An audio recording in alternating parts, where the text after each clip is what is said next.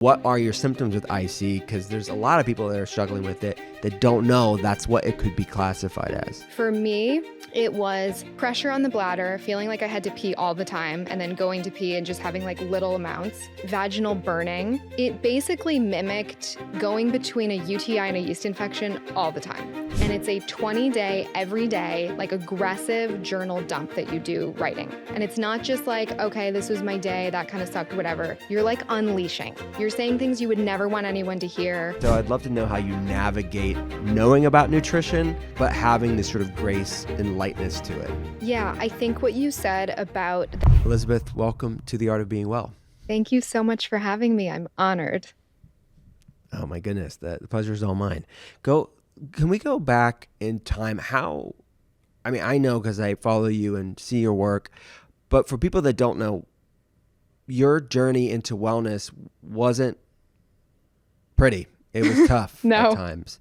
So go back to the tough times, the hard times. I want people to know that sort of journey and where it began.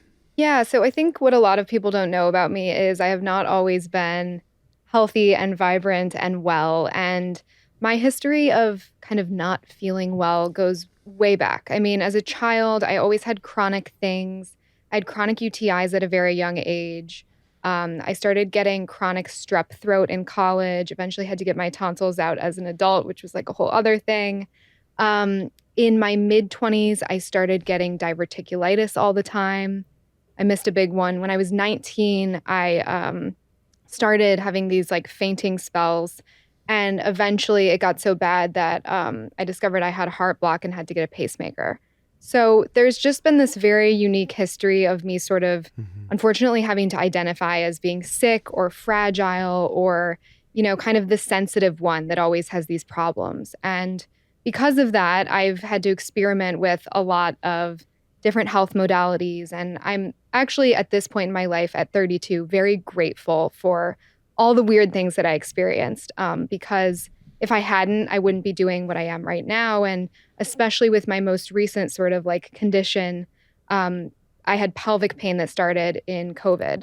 And I now know that there was an emotional root to that. But it took almost 4 years of trying literally everything from months of antibiotics to flying to other states to see practitioners to, doing all kinds of like herbal steaming and procedures. And I mean, you name it, I've tried it.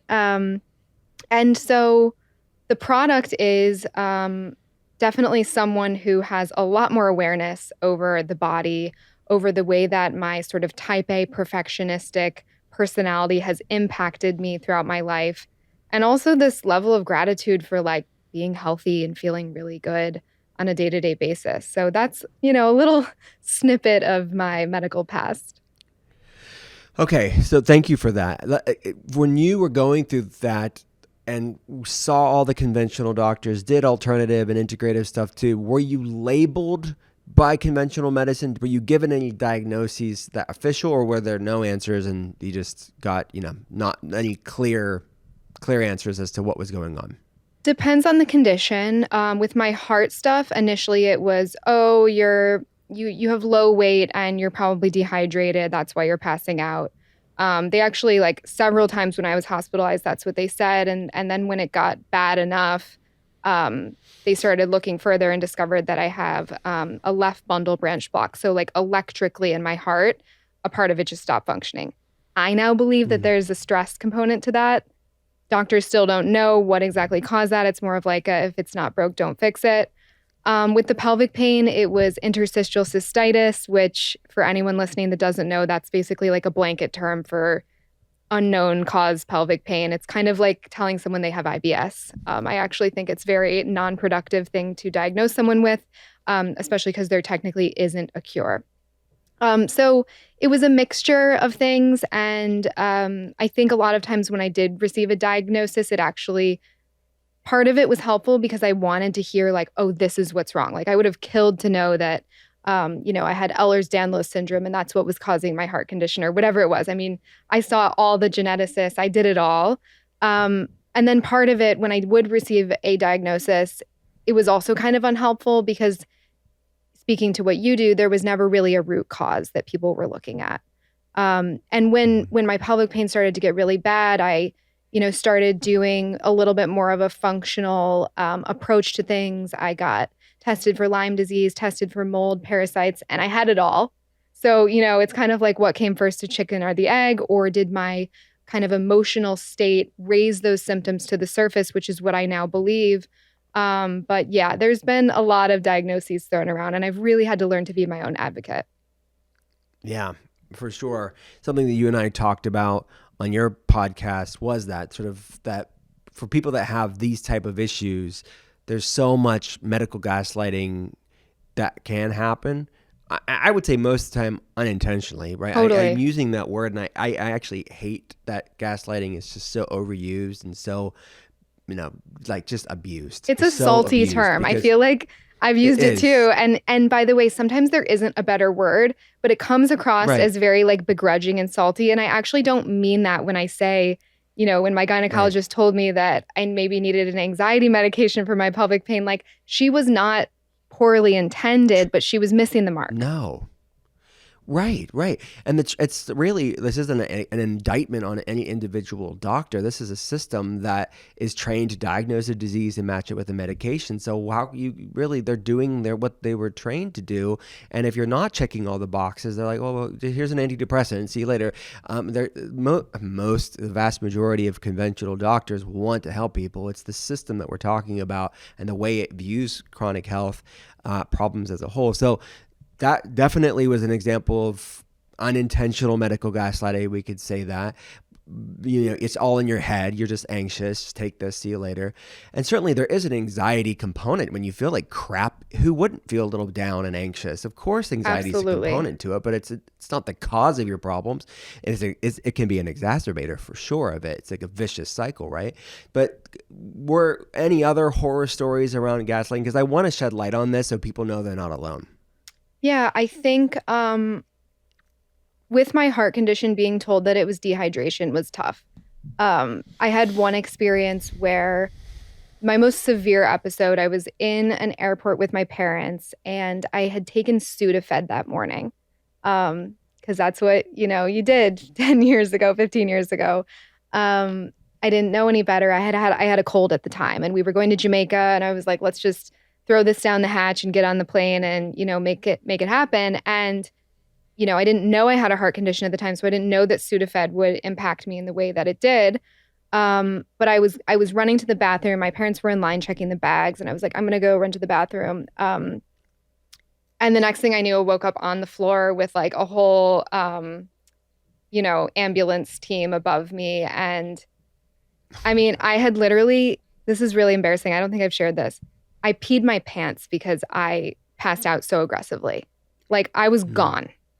So they had to haul me to the hospital in an ambulance. Like I wasn't coming back.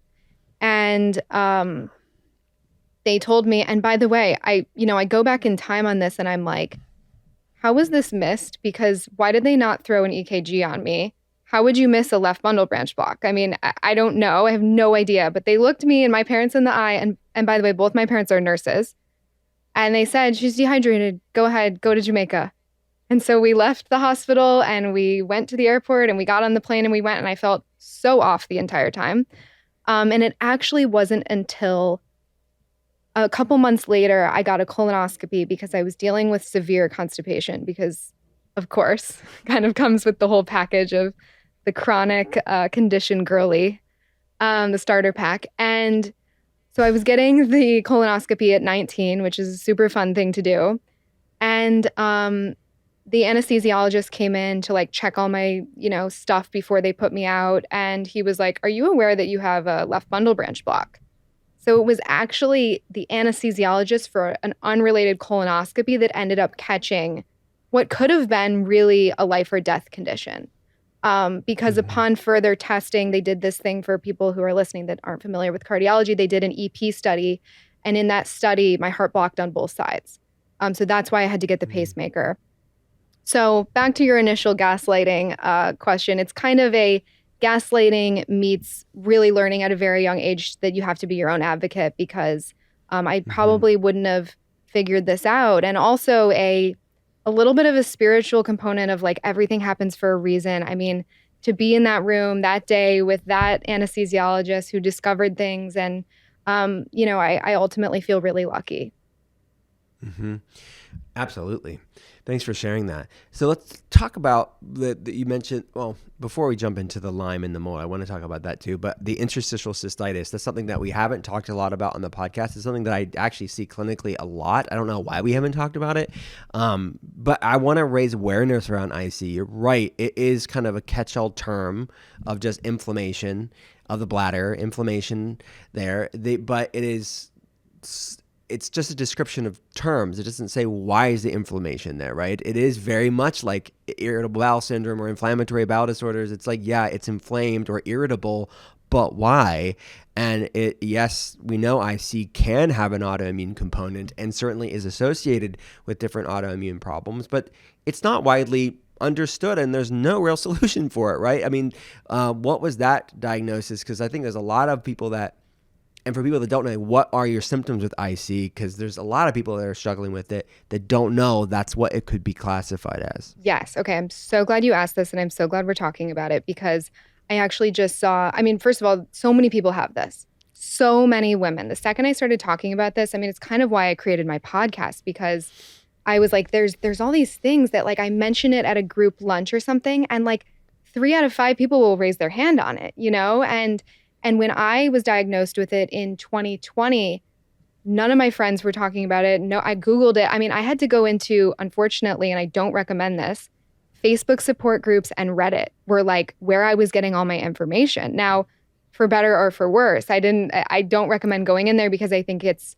now with what I know about IC, I know that can be its own trigger of pain. But receiving the diagnosis was tough because you Google it and there's no cure, and it's a very hopeless sort of blanket term. I saw Lily Reinhart, the actress, actually post about having interstitial cystitis the other day. And so I think, obviously it's very unfortunate that she has it. And I don't think she's going down the route that she should be. And I've literally been commenting on it and like trying to get her attention. So if anyone listening can try to get her attention, we would appreciate it. But it's tough because people think that they have to live with it. In terms of your question on the symptoms, for me, it was pressure on the bladder, feeling like I had to pee all the time, and then going to pee and just having like little amounts. Vaginal burning. It basically mimicked going between a UTI and a yeast infection all the time, which is, if you've had either of those things, a special kind of hell. The weird thing about IC, and at least for me, my experience was it would come and go. And I think this is a really big indicator of the emotional component to it. It wasn't there all the time. I was at the gyno once every other week getting like, all of these swabs and tests and urinalysis. And the tricky part is, and I talk about this a lot of times you will find something. You go looking, you will find. And so with something like IC that I personally believe to be mostly emotionally rooted, it can be really tough to find things.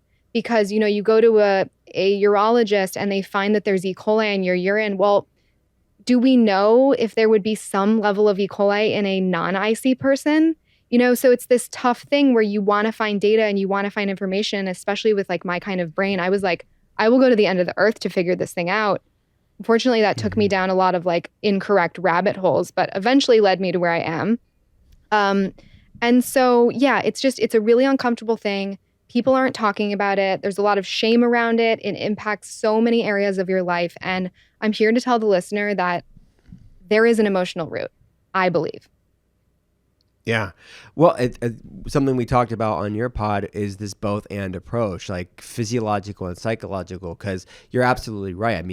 I've seen mold toxins specifically. I've seen pathogenic bacteria being a component of it, but it is a completely valid point that mold is everywhere, and opportunistic and pathogenic bacteria can be found on labs and in completely asymptomatic people. So what was the straw that broke the camel's back? And it can be a bacteria, biotoxin. It can be an unhealthy gut or microbiome issues. Of course it can be. But the straw that broke the camel's back can also be chronic stress, unresolved trauma, or both and there's sort of this convergence of different issues where, to use like the bucket analogy, like how do we empty that bucket as much as possible. And the mental emotional piece is a significant piece that is overlooked. So I guess the natural question that everybody's ears are ringing and thinking like, well, what worked for you? Like, how did you deal with this IC inflammatory problem and the other inflammatory problems you're going through? What worked for you? Yeah, so just to kind of like recap what was happening. It was Sure. 2020. I was in New York City by myself, completely isolated in my apartment, paralyzed with fear over COVID. Um, I couldn't see my family. I didn't have like a secondary home to go to. I was alone coming out of a breakup for the first time. So I'm just setting the scene for this sort of like perfect emotional storm. I'm living by myself in the city, like I said, terrified. I go on walks. People are yelling at me to put a mask on while I'm running. There are freezers with bodies on the street. I mean, it was apocalyptic and wild. So that's when the pelvic pain started, no surprise.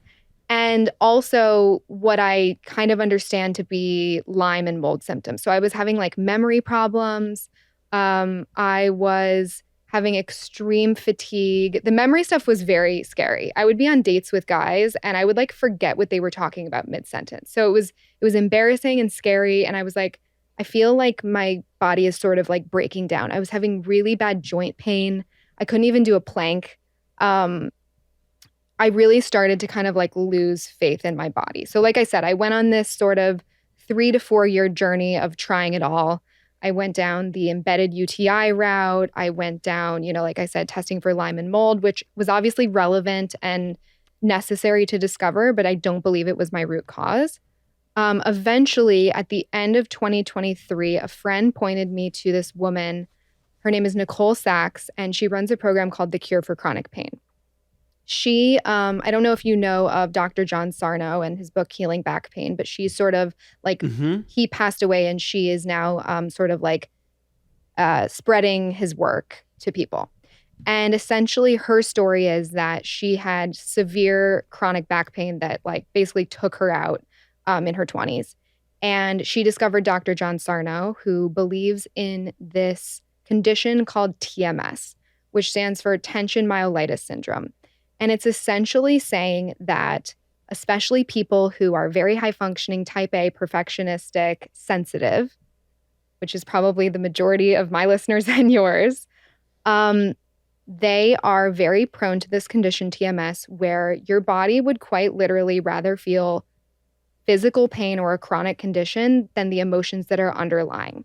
And it's often people who are people pleasers who've spent 20 to 30 years not speaking their mind and just repressing things. And what I struggled with when I first discovered this work was like, and I feel very lucky saying this, I know it's privileged, but I don't have any big T trauma. And so I struggled with the idea that like, I had a pretty good childhood and upbringing. I can't complain about much.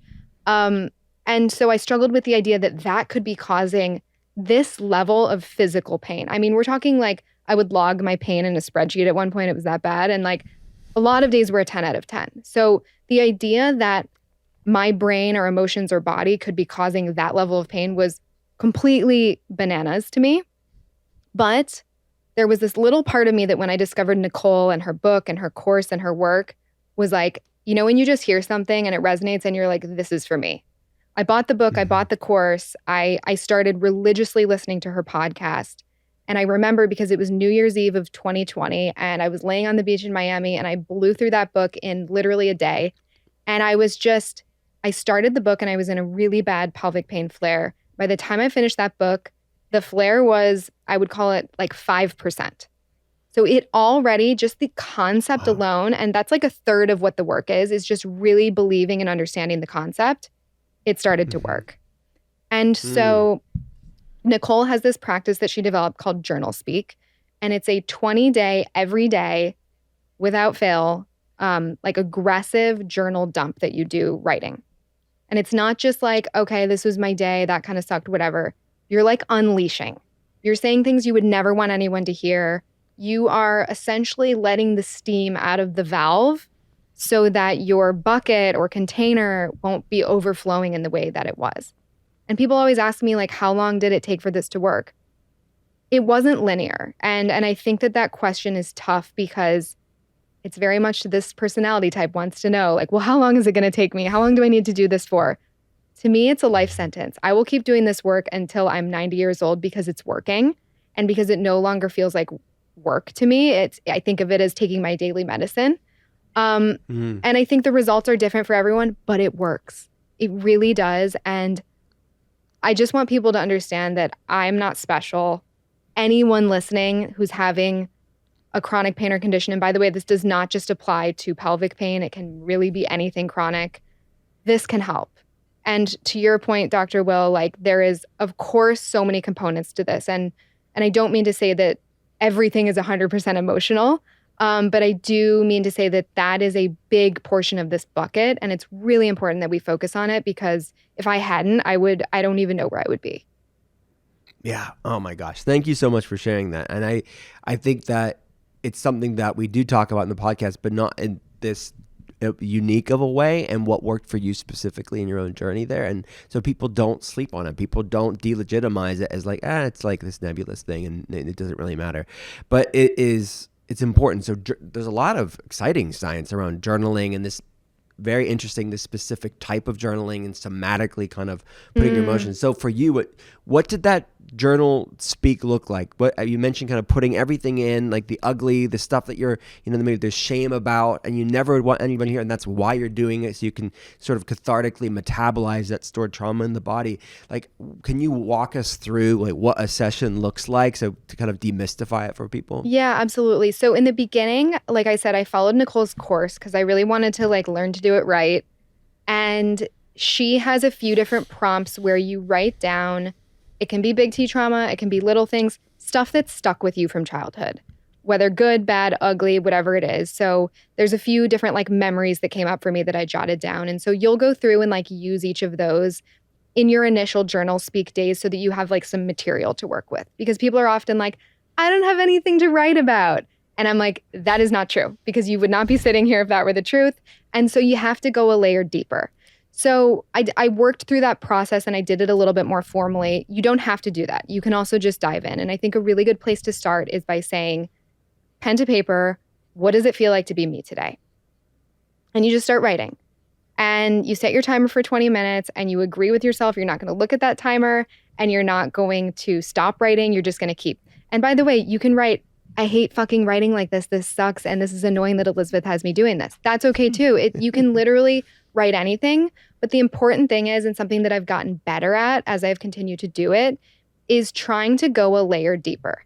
Okay, so this thing happened at work today and I was really offended because I'm going to give a real example. I sent a piece of content I created to a brand and they had negative feedback.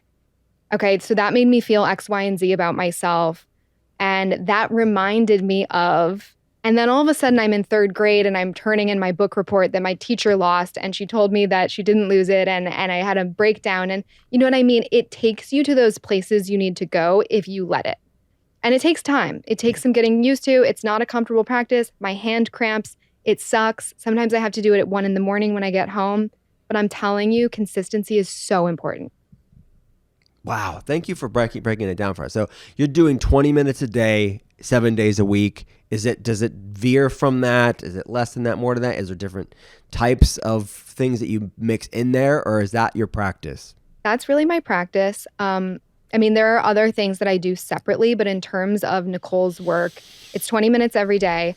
There was a long time where I was, I would say like 75% consistent. And I felt like because I really understood what TMS was, and I knew that if a little twinge of a flare came up, I knew not to freak out. I wouldn't go into fear. Fear, by the way, fuels all of this. So as soon as you start Googling, as soon as you start panicking, as soon as you start internalizing, I guarantee you, your flare will worsen. Mine certainly did. And so I felt like I kind of had that part down and I was like, I can be like loose with this. And I will say I was still having like a small handful that wouldn't last, but I was still having flares every month. Pre-Nicole's work, my flares would last 14 days at a time, right? So I was already improving. I was like, I'm okay, I can deal with this. But they were still happening. And I was listening to Nicole's podcast and all these people were like, I'm chronic pain free. And it's important to differentiate. That doesn't mean free of pain. Nicole always says that there's no cure for the human condition. We will still feel pain. We will feel hurt. We will feel anxiety, all of these things. But chronic pain doesn't need to be the case for anybody. And so I'm very happy to say that that's no longer the case. I have gone really in on the journal speak. I do not miss a day. I can be sick, I can be hungover, whatever it is, I'm pen to paper and I'm doing it in the dark if I have to. It's just one of those things. I think it's similarly to people who are like very into meditation. It's sort of my form of meditation. It's also opened up Mm-hmm. my eyes to like way more layers of the human body, this like emotional, spiritual piece. I feel like I'm just sort of starting to tap into. And yeah, it's really expanded me in that area because I've seen something that I never in a million years would have thought would work for me did. And so, Mm-hmm. wow, what else can I do? Yeah, that's powerful. Okay, so I want to unpack this a lot because you're right, that sort of type A hypervigilant personality, which is such a blessing too, right? It's such Yes. that type A is a superpower, but it's this double-edged sword that many people can, maybe it's physiological, environmental toxins, unhealthy gut, inflammatory foods, or maybe it's emotional thing, whatever reason. There's this tipping point that can happen, this flare up, whether it's IC or IBD or some sort of other inflammatory flare up, and then there can be a lot of the sort of orthorexic tendencies where maybe therapeutically we do need to clean up and look at inflammatory foods. I'd like to know like how dealing with the emotional side of things and how do you navigate, I think, the overcorrection where people can take a practice, whether it be a food protocol or any sort of biohacking or journaling, and that becomes obsessive and a source of stress. I'd be curious to get your take on that. Great question, because I think it's very important to mention that I was not always as balanced and even keel and cool about my practices as I am now. I would say that in college, I went through a period of restricting food in a very unhealthy way. Now, what I know about TMS, I think that was an early symptom. Body image stuff is very much something that impacts a lot of people that have TMS. When I started having chronic strep throat and diverticulitis and all these other symptoms, I started to swing into giving myself more reasons to restrict. Now, there was really good intention behind a lot of it. I wanted to be well. I wanted to not be hospitalized and on antibiotics for these stomach infections. And it was so, I look back at that person and I just feel for her so much. And I feel for anyone listening that's been there because you are really trying with every being of you to get well. And, I did the paleo thing. I did the no sugar at all. I tried the candida diet for extended periods because I thought my pelvic pain was yeast infections. Like, I've been incredibly regimented about supplements. I've done nutrition response testing, which had me taking a million different things and avoiding all of these like random niche foods. All I wanted was to feel well. And it's very easy in that to get swept up in the rigidity because you believe that the more rigid you are, the better you will get. And it's unfortunate because there's something to that. Being very rigid or I should say regimented is the more positive version of rigid. Being Yeah, yeah. regimented can be really healing. I think the reason that I've had my success with Journal Speak is because I'm very regimented with it. Being rigid with my supplements, and I just think of myself like on vacation with my family, and it's like, okay, what's Elizabeth going to order? Because she can't eat anything on the menu. That sucked. And I wish more people knew that being in that position was only because I wanted to feel good. It's only because I wanted to be able to eat everything that everybody else was. And so I Hmm. think just first having compassion for yourself, um, Yes. for just being on your own journey, having to be your own advocate and going through your own process. Again, I wouldn't change any of this, but moving into the journal speak practice and discovering how much of this has been this both a combination of my emotions and my perfectionism and my personality type, it's allowed me to loosen the reins a lot. Um, just the awareness and the journaling practice. And also, I should add that there was a point in time where I was, again, like I said, it wasn't linear when I started Journal Speak. I was getting a little bit better. I was feeling momentum. My flares weren't as bad, but it was still happening. And I was kind of in it one day and I was in a really bad flare. And when that happened to me, I would often turn on Nicole's podcast and listen to someone who had interstitial cystitis because it was just really good for my subconscious to understand that somebody that was in my position could heal. And I highly recommend doing that, by the way, for anyone listening. And so I was walking down the street and I was listening. I remember exactly where I was because it was just one of those pivotal moments. I was in Flatiron and I was like right by Italy. And I was like, why am I not getting better? I'm journaling. I understand this thing. And the girl that was on the podcast was talking about body image and how she's been really unkind to herself her entire life. Had eating issues, she was a dancer, she had body image stuff. And Nicole, it was this sort of like live healing, was interviewing her and was asking like, what's your relationship with her body? And she started to cry and she was like, not good. And Nicole is like, that is the missing link for you. And I was like, that is the missing link for you. And I started to realize that, you know, I'm really hard on myself. It's part of the reason why I've been successful and gotten to where I have, but it's also part of why I've been sick.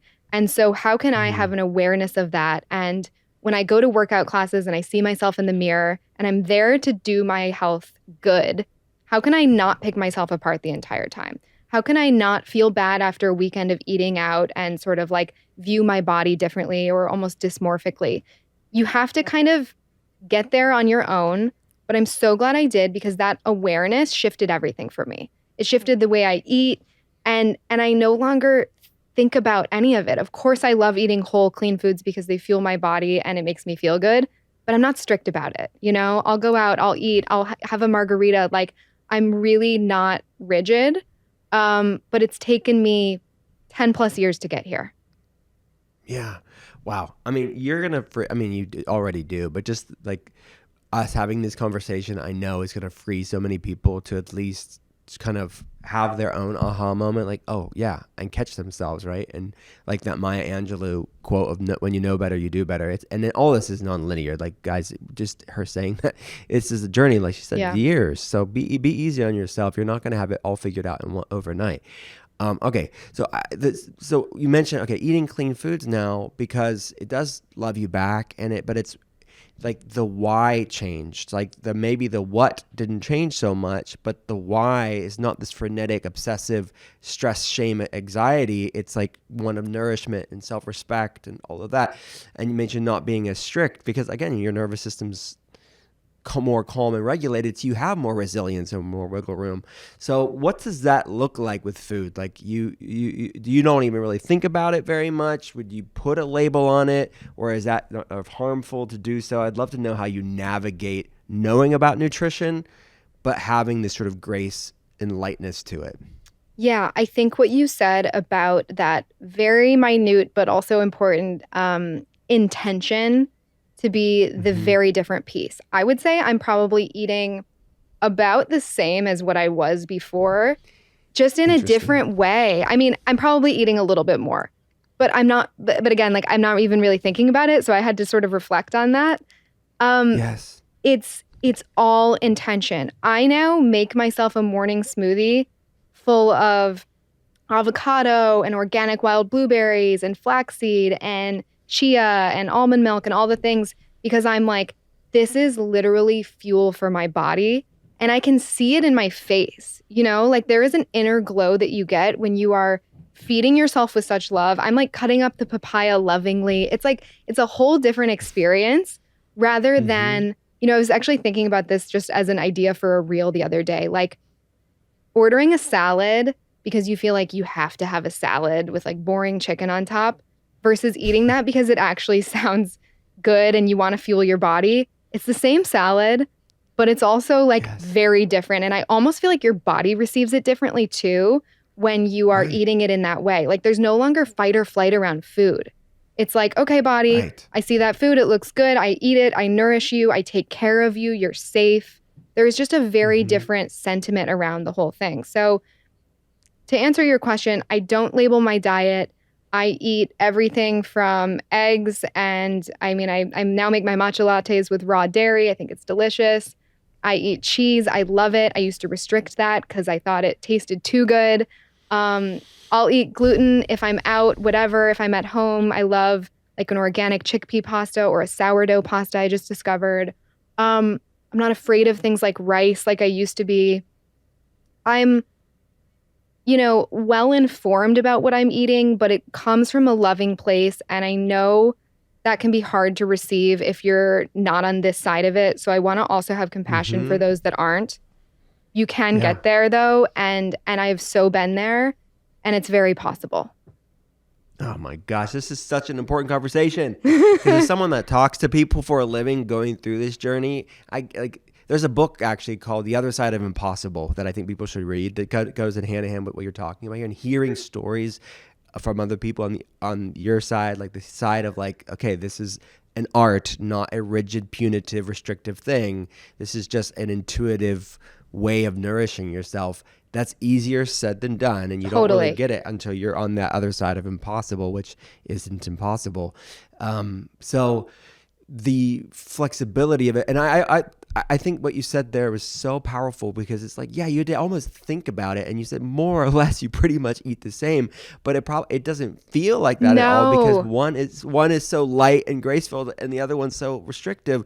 But it's amazing what mindset and heart set can do to your biochemistry, right? Yeah, like even to your point on that, and I don't weigh myself.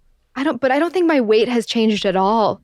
And it's like, to think of all the like brain power that went into all of that, and like being so meticulous and being afraid to eat the croissant and being afraid of the cappuccino with whole milk. Like, by the way, guys, that takes up so much of your energy. And your body feels it, like what you said earlier. I can't remember if this was on your podcast or mine, because they're all blending together, but your cells are hearing you. They're hearing what you're saying out loud, but they're also hearing the way you're talking to yourself, the way you're eating, and you're kind of judging yourself with every bite. I swear that makes the food hit differently.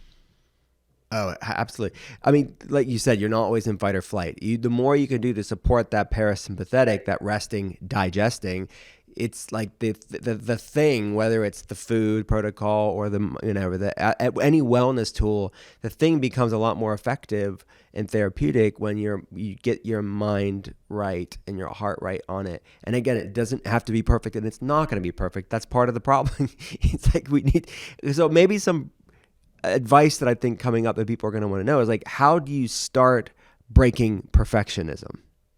Oof. I mean, it's something that I have to actively both embrace and work on every single day. Absolutely.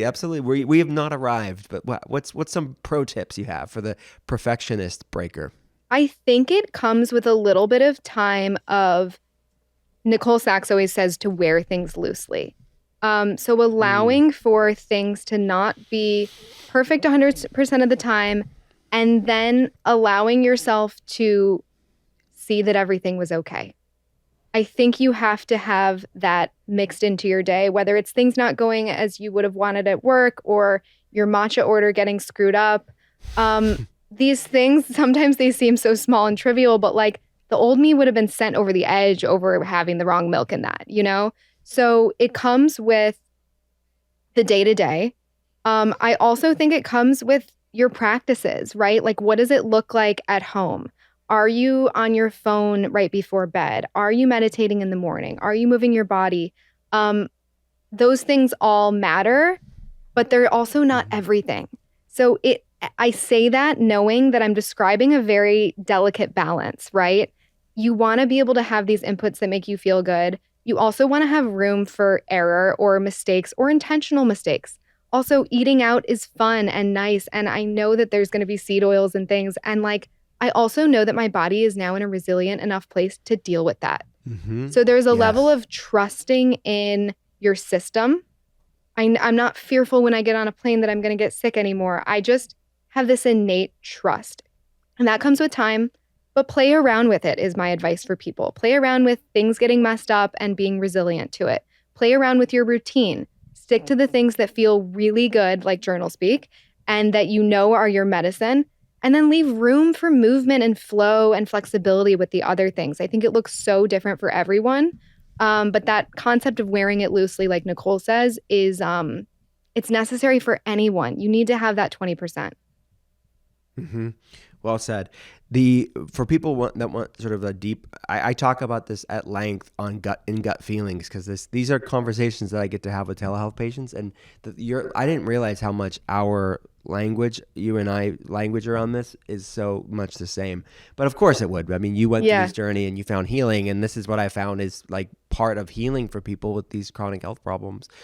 Okay, so I'm curious to get like, I've over the years been in the health space for a long time. Social media, that loving abyss of keyboard warriors. There's a subset of people who went through what you went through, very heavy things, right? Painful things, healing things, and there is sort of a militant overcorrection because they were unintentionally burnt by wellness. People like me, even, and other people, maybe probably more strict, hard personalities. Like, we don't want to name names. You know what I mean? Like, Yep. this is the way, and you can only heal if you do this, and you're poisoning yourself if you do that. Like, really strong superlative Yeah. languages. So, all right, that's not great, but they mean well, and the context can be lost in social media, and we know food and toxins all exist, right? But there's an understandable overcorrection that can happen where then there's like this war happening on social media between quote unquote toxic diet culture, which to these people is everything that involves food, and then anti-diet culture. You didn't end up there, which is like a really unique thing because you were burnt by wellness unintentionally, but yet you found your home within it still with such a grace that resonates from it. Thank you. I really appreciate that. I've never really thought about that. I think that had I not found Nicole's work, and not to make this whole episode about her, but she is so important. Had I Not not sponsored found, by Nicole. yeah, no, but had I not found that work, which has now sort of in a way become my purpose to talk about and connect with people and make people feel less alone, I sort of then fell into that bucket instead of the other two that you described. And I feel very lucky because I was teetering on the edge of either of them. I'd had like the medical gaslighting angle that I could have taken. I also could go extremist on toxicity and detoxifying your lifestyle. And by the way, I believe in a lot of that, but it's the doing it in a non-rigid way that I really stand for. So I feel lucky to be in a third bucket, and to sort of have this other purpose and shtick. Because I also do believe in both of the other buckets in certain ways. I believe that the medical system, while very powerful and necessary in so many ways, has massive flaws that, as we spoke about on my podcast, are now having lights shown on them, right? And I also believe that seed oils aren't good and organic is better, and you should burn your air fryer unless it's the ceramic one, And so I think that I've sort of found myself in this interesting middle ground where hopefully my community and followers and listeners feel like it's a safe space for all of that. And it isn't so polarizing on one side or the other. I really want to avoid that, even though it's a little inevitable in the state of the world.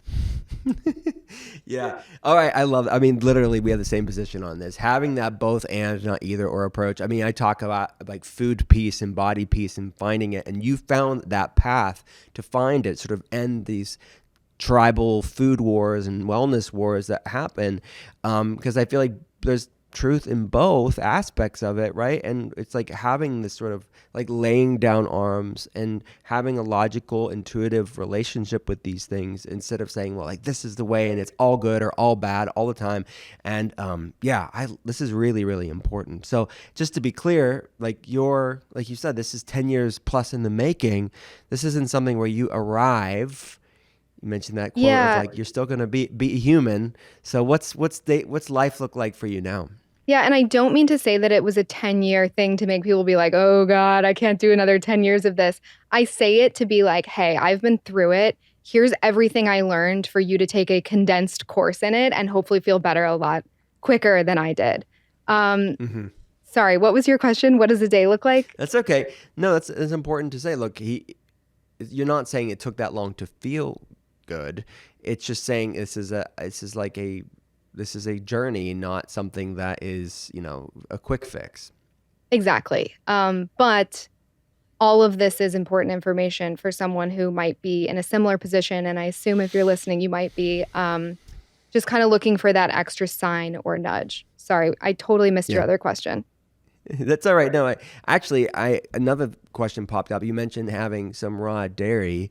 If we could digress a little bit from sort of Sure. the mind body connection, is just, I mean, that's a little bit of a hot button topic for people. I mean, here the talk about tribalism. I mean, I didn't think raw milk could be that divisive, but it Woo. is. It's like one side is we're poisoning. You're gonna kill people for suggesting it, and the other side saying it's the best thing in the world. It's so healing. So what's your take on it? What do you think about the hyperbole around it? Yeah, it is a way more polarizing topic than I intended. I spoke about it briefly. I was making like raw milk ninja creamy strawberry ice cream recently, and I literally, my podcast rating suffered because of that. So just to be clear, like the What? people are in tribe mode and they are triggered. And I understand we're in a weird time and everything feels like an attack, but someone's milk preferences should not impact your day. That's what I have to say Yeah. about that. I think that, we talked about Dr. Pompa on my podcast. He is really who got me into the concept of raw milk. Obviously, your source is important. Obviously, the way that they're testing the milk is important. I don't mean to just go rogue and grab any raw milk. I know they're selling like, quote, pet milk at some places. I don't know. Obviously, everyone do your own research. I have always been into dairy. Like I was ordering whole milk cortados 8 years ago when everyone was on almond milk. It just has always tasted good to me. I'm from the Midwest. We're a big dairy, people.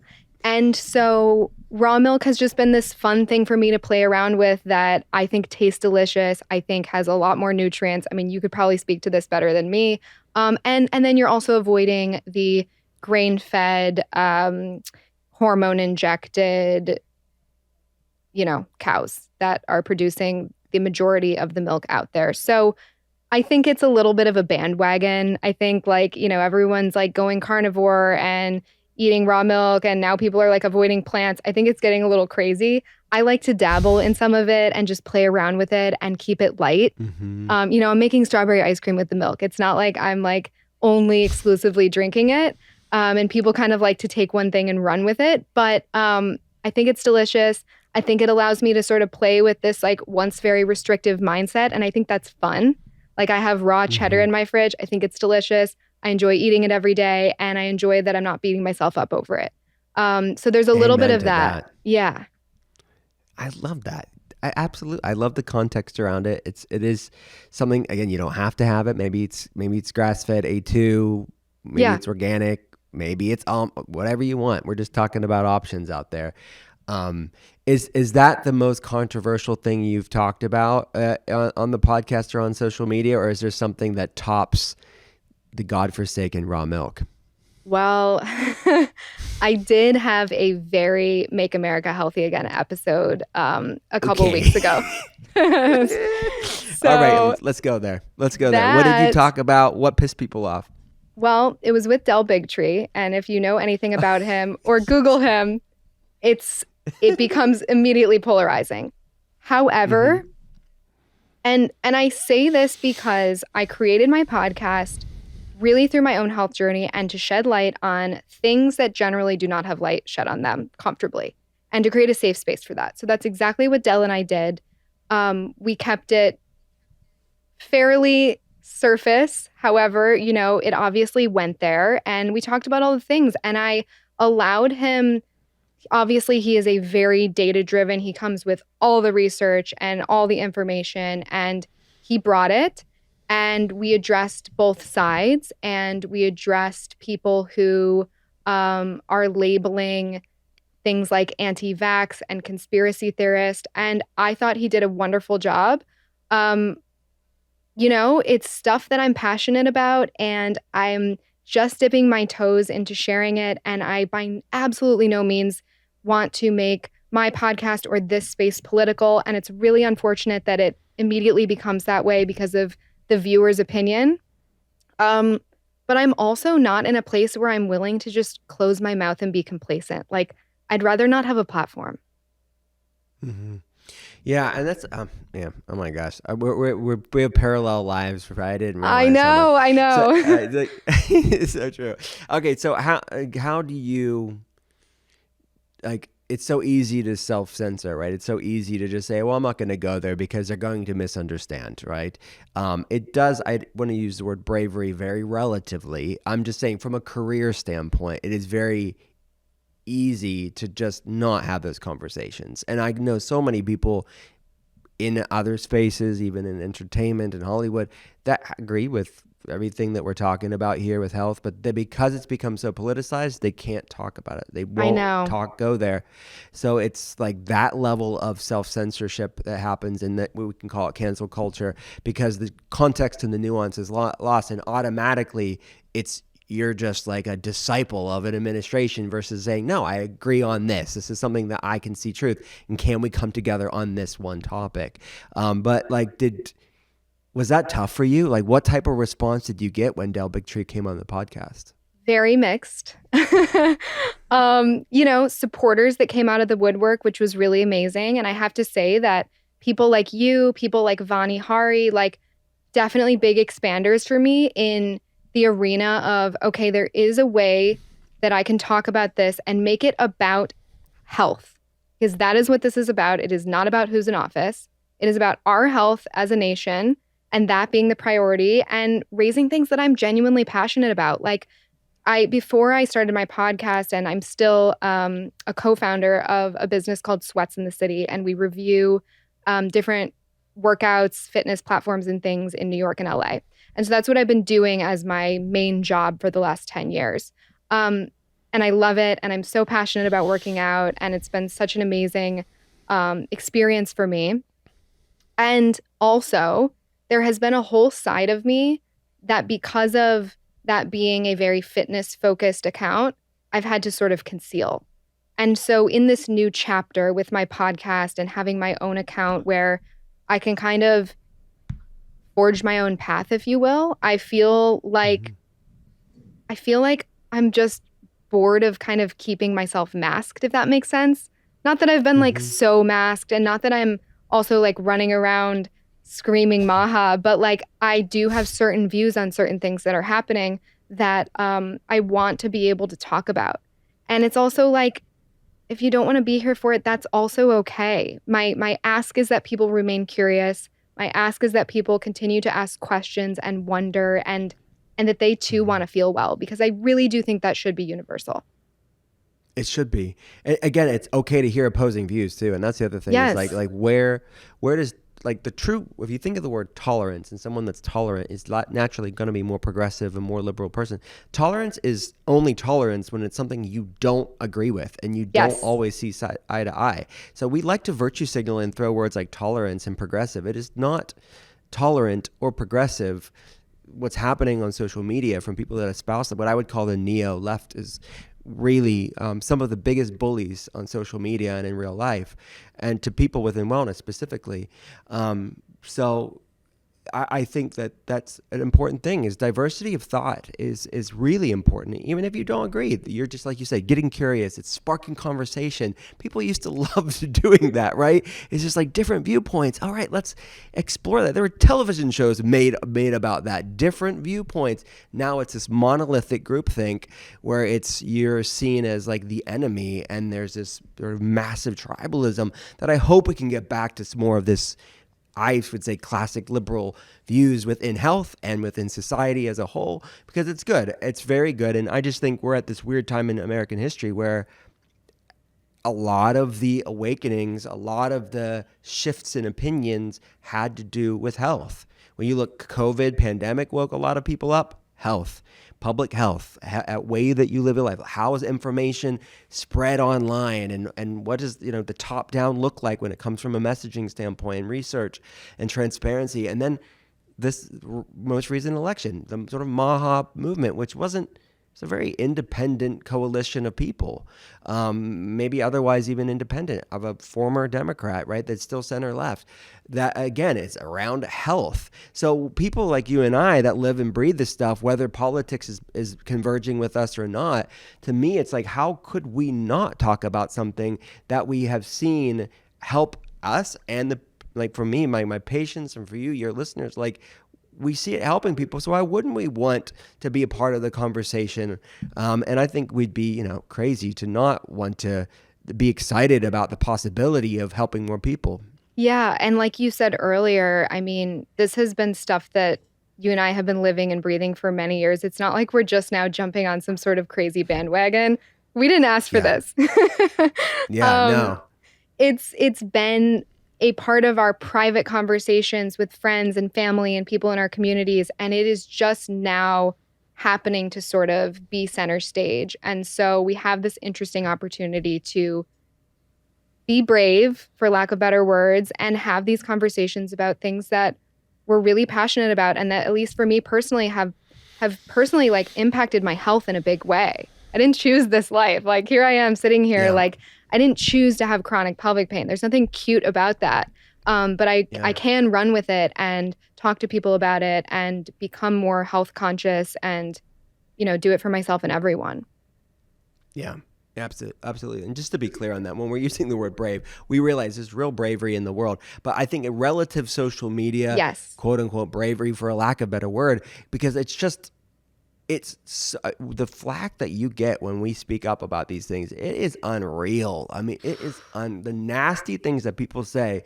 It is not great for the mental health. But when you are like, no, this can help somebody, I'm doing it for this reason. And you have to check yourself. Like you have to check, I have to check myself all the time of like, Yep. why am I doing this? Like, I don't want to just pontificate and just be a force of negativity online ever.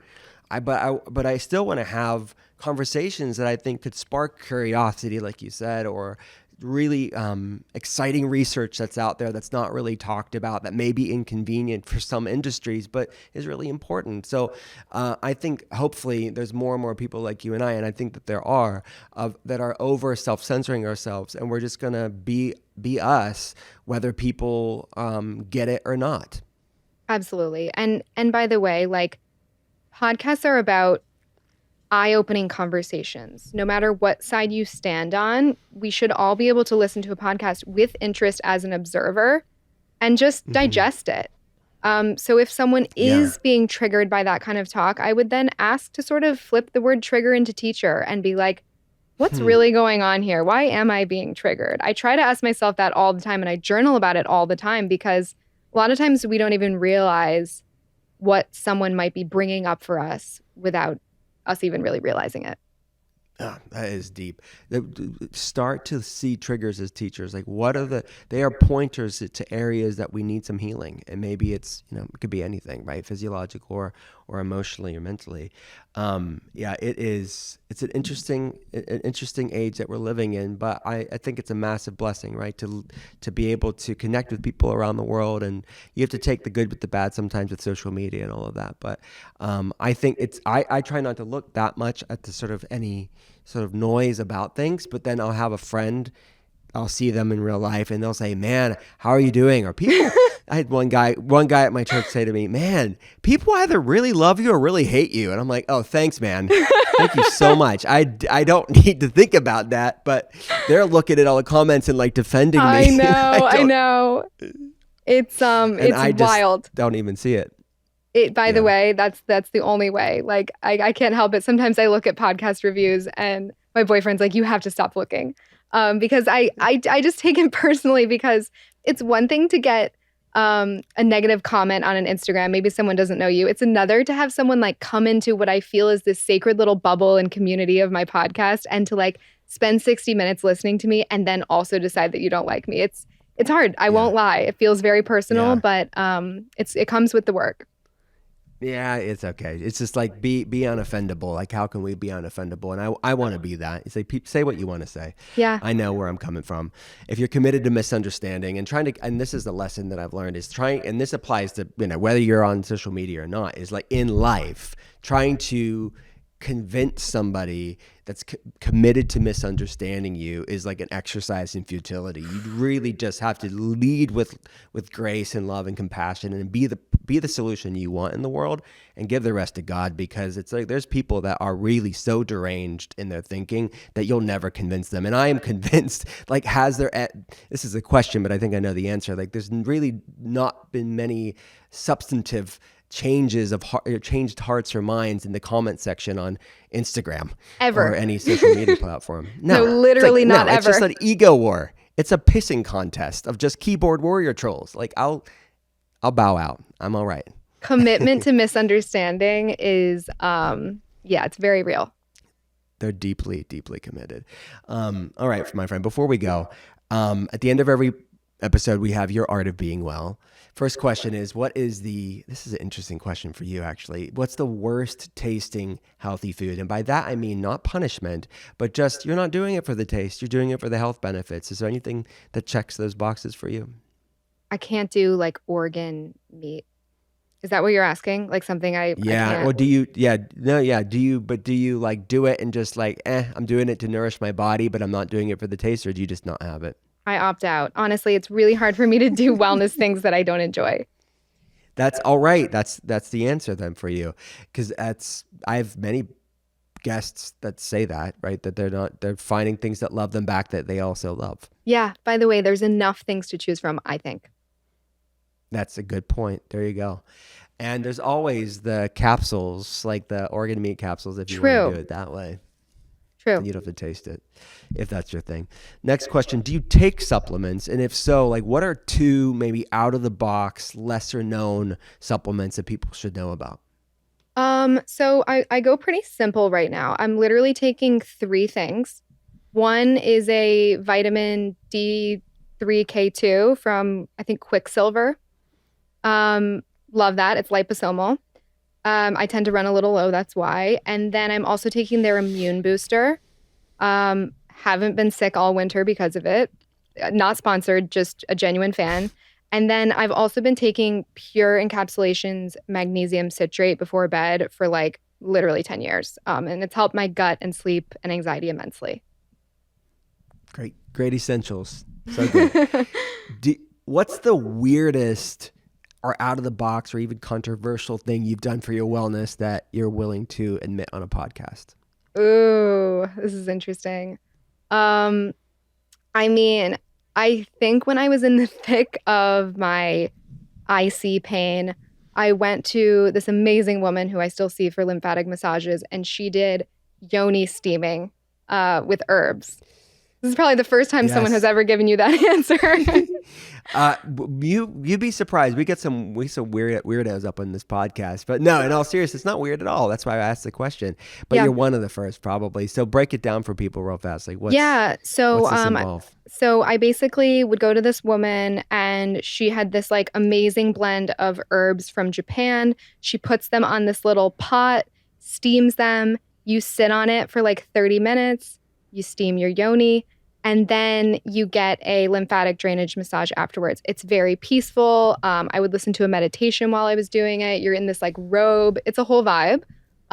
Turns out my issue wasn't so much like the vaginal microbiome like I thought it was, but it was still an interesting learning experience, and I found an amazing massage therapist through it. So always a silver lining. Win. All right. Next question is: you live in New York. I love New York. What's your favorite restaurant in New York? And when you're there, what do you order? Okay, so this might be a surprising answer for people that live in New York. I love, and I think this is the greatest restaurant our city offers, the restaurant Cote in Flatiron, which is a Korean barbecue restaurant. I have this ritual that I do with my boyfriend because Bathhouse is next door. So we go steam and sauna and cold plunge. And then we go and we stand at the bar at Cote. Secret hack for anyone that's going. It's very hard to get a reservation. So we're literally standing at the bar in our sweatpants, eating steak and kimchi and rice and vegetables. And it is like the best experience. It's also like $100 for the two of us. Great date night, high quality meat, just chef's kiss. Oh my gosh, I need to check this out next time I'm in town. Yeah. What's your favorite pizza joint in New York? Great question. Do you have I like a would, favorite? You mentioned being gluten free. Is there like a lot of people that listen to the pod are gluten free? There's like a top gluten free pizza place in New York. you know, I wish I had a better answer for you. To be honest, I eat gluten with pizza now. I used to Okay, order from this place. I think it's called Double Zero, and I think it's gluten free, and they might have like dairy free cheese, which is nice for people with an allergy. I love Prince Street Pizza. I just think it's a good classic. I love the little pepperonis. I feel like you can't go wrong. I'll have to try that out. I Revolta is amazing for. They have like regular pizza and gluten free as well for people that are gluten free. All Love right, that. what's a place that you haven't been to, but it's on your bucket list? I really want to go to Cape Town. Nice. Never been. Obviously a bit of a trek from New York, but Yeah. maybe in the next like 5 years, I'm hoping to go. Oh my gosh, yeah, that would be beautiful. I've never been either, but it looks beautiful. Yeah. My friend, where do people go to learn more about your work, listen to your podcast, tell them all the things. Yeah. So my podcast is called The Wellness Process. We are on Spotify, Apple, and it's on the Dear Media Network. In addition, my Instagram handle is at The Wellness Process Pod. I'm on TikTok at The Wellness Process. And my personal Instagram is Eliza End. It's ELIZAEND. So you can follow any of those places. I share everything that I'm up to, wellness, emotional health, all of it. Elizabeth, thanks so much for coming on. You're so welcome. Thank you for having me.